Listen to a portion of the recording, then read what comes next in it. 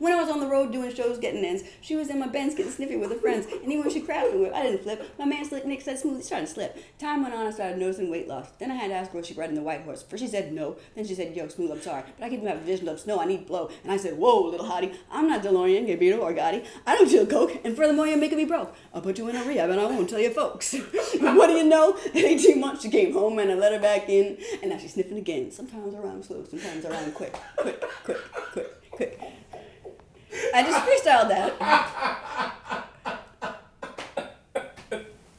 Dude, oh my god, dude. I fall in love with you every time I hang out with you.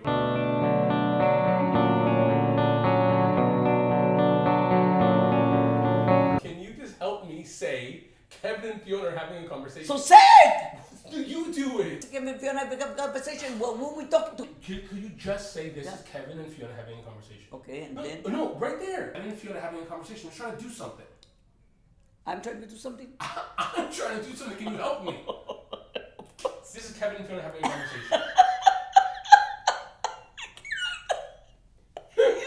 You're gonna say it to me. Just say it, please. What to say? Oh my god. Just say this is Kevin and Fiona having a conversation. That's it. This is Kevin and Fiona having a conversation. What the hell do you want from me? I'm watching television, having an ice cream. Who the hell you talking to? You are a crazy person. You're driving me crazy. I'm hot, man. Okay, thanks. Yeah. I mean, not freestyle brain, but I feel like you have jazz singer brain for sure. Like I don't. Well, I can sing like different melodies and improvise on that. Like when I'm on the road, that's like a big part of it. Like I'll sing songs differently. Yeah, and so have you always had that brain?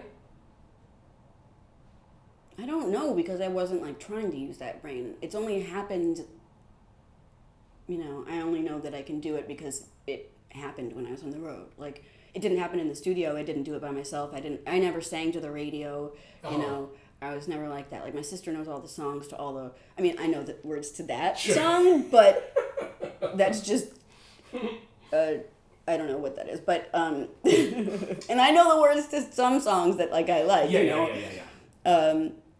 But my sister can like sing all the lyrics. She'll always sing along to the radio, always sing harmony to the radio. And now I wish I had done that, because then I'd be much better at getting up and singing, singing harmonies. But but I'm so familiar with my own songs that if I'm singing them like on the road, and you'll get bored singing them the same way, and you're in a different mood every day. So you're so familiar with the chords that you're going to, and that it's pretty easy to scat. Wait, when did you come up with the 3-take thing? Like, you sing a song and you do 3 takes of it before you even listen back to anything? Oh, it's not like a rule. I don't do that when I'm by myself. Yeah, right. But yeah, if you're like singing a song the whole way through, I don't like to.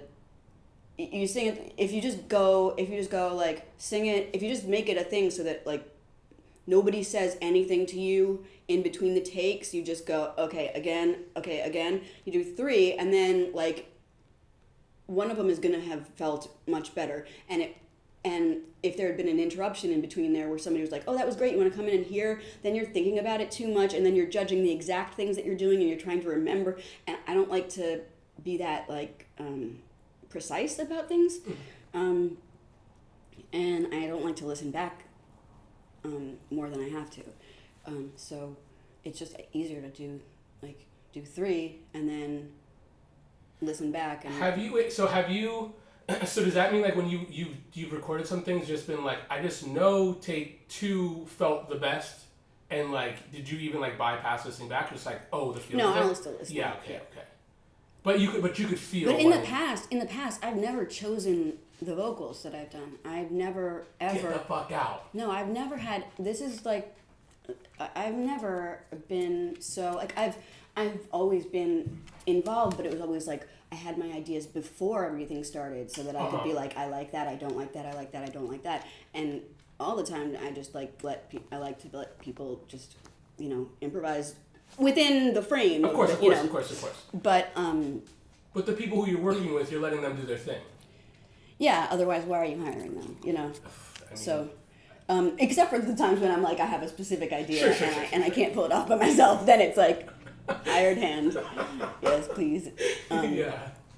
But it's also cool, actually, even if I know I can't do something, it's cool to try it, you know? It's not going to make me a worse musician to try to do stuff. Dude, do you remember the first cassette you How bought? do I look? Am I lit terribly and I look awful? I you're- never fucking check how I look with you, by the way. It's fucked up. I think you look great. You're lit horribly. Wait. Also, have you always considered yourself a percussionist?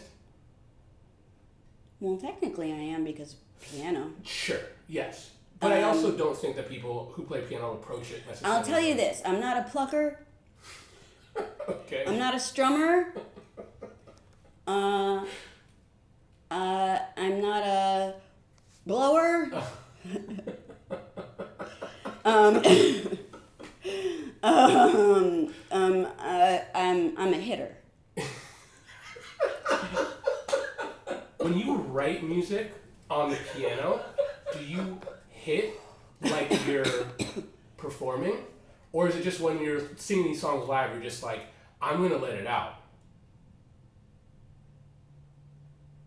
I kind of only play them when I'm performing live. So they're just written. But if I play them by myself, then I would be playing them. However, I'd be playing them. No, it couldn't be. However, I think that something definitely happens that you don't. That is. I mean, it's just a fact. It's just a fact. It's not even a fucking like hippy dippy thing to say. The fucking energy of a crowd does affect you when you do affect each other physically, psychologically. There's a thing that happens there,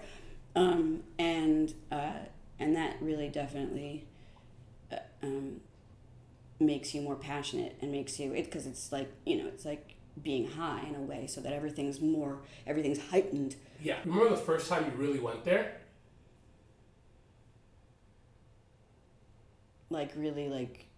Just, I don't even know. Like, what do you mean, like really? You got high from the energy of whatever was happening, and you were like, okay. Because it also seems like you kind of get lost in it. Not in the back. Like, you were in it.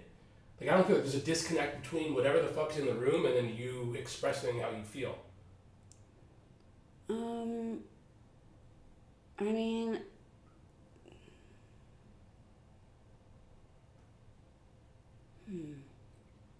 it had to be like on one of my tours, I don't remember what it was like for like my first 2 albums, touring those albums. I don't remember like how I felt, and I don't remember how well I did. I remember the Extraordinary Machine tour. I was pretty miserable on that tour. Not because of anything on the tour, but just me. Mm-hmm.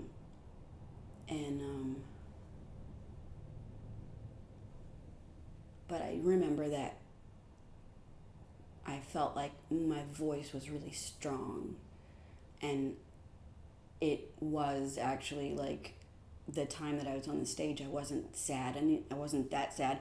I was going through stuff, but it felt good to be able to be getting all of that energy out and get all that shit out. I think that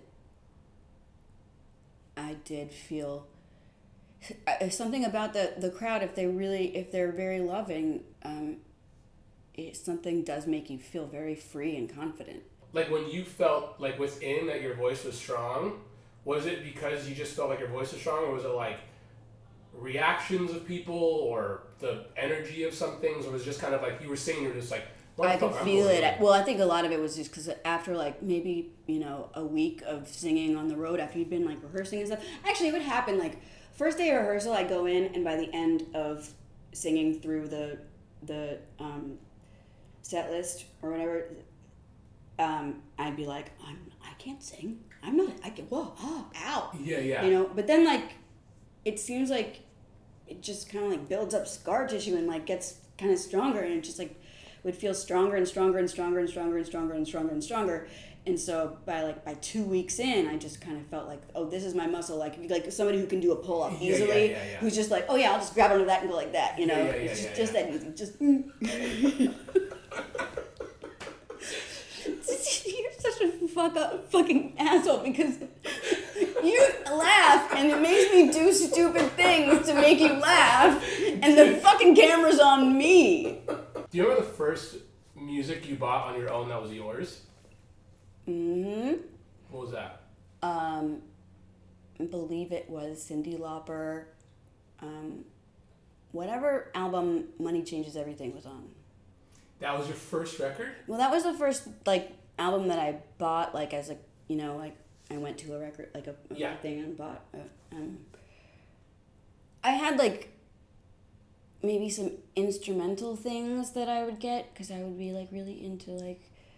Well, like drum records, like, and I got my stepfather gave me his record player, and so I think like, you know, when I was it was probably around the same time as the Cyndi Lauper thing, but Cyndi Lauper is the one that like, I just remember going to like, you know, weird little, you know, they'd have it like in New York, they had like these weird little record shops. They have like all world music, and I was all into like world music. I love world music. And my favorite poet is anonymous. Is Anon. That's a real thing, actually.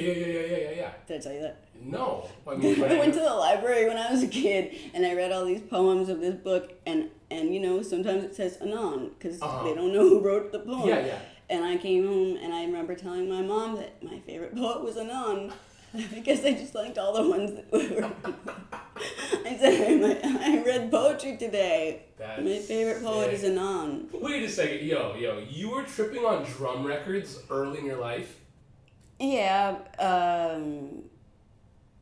yeah. This is all making sense. So this is a weird one. Like, what do you consider yourself? Mm-hmm. You're at Amoeba. You know what I'm saying? Like, you, not even you. I'm saying like your work is at Amoeba. Mm-hmm. And like someone is like, you think that someone's going to describe you as, obviously this is such a hypothetical, we're in the Twilight Zone. But what would you think that they would say? Like, you're a singer? Like, you're a songwriter? Like, and like, you know, obviously. What do I think somebody else would describe me as? Or you, I'm talking you. Like, you're the Amoeba clerk saying, oh yeah, oh my god, she can melt. You know, or it's just like, oh yeah, she could write some really amazing songs. Or, oh, wait a sec, you know, her as a percussionist, Jesus Christ. I think I'd be like, it's not easy listening, she's a really good songwriter.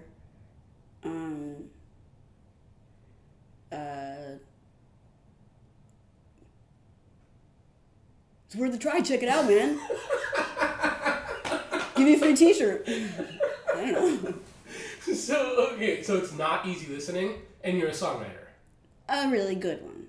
I gave myself that. Motherfucker. I respect that. For real. Well, I'll give myself... I'll give that. I think I can write songs. I mean, I'll give myself that because I don't really... That's the part in music that I think that I think that's the part that really kind of like puts me in music, because I don't think, you know, the other areas like my piano playing and stuff, like, you know, that's not like gonna... Wait, but you're singing, like, for real. Maybe. Like, that's a fucking strong suit. Like, for real. I still do have trouble thinking that like I'm thinking of myself as a singer. So there it is, you're a songwriter. I'm a songwriter, and I use my voice to sing the songs that I write. Shit, well, okay. Well, I mean, again, if I were to describe you, it'd be a lot. It'd be. No, I'm a singer. You're a singer. You're a songwriting singer. I'm a singer-songwriter. I had no idea that I could sing until I was on the road. I didn't even really feel like I could sing maybe when I was making the record I did. I really didn't I never tried. Like what I was saying before, like my sister would she would like sing along to the radio and stuff, and I was just so like such an. She's more of an extrovert, and I'm more of an introvert, even though I don't act like it right now. But we are in my house, and it's very hard. It's easy to forget that shit is gonna be like.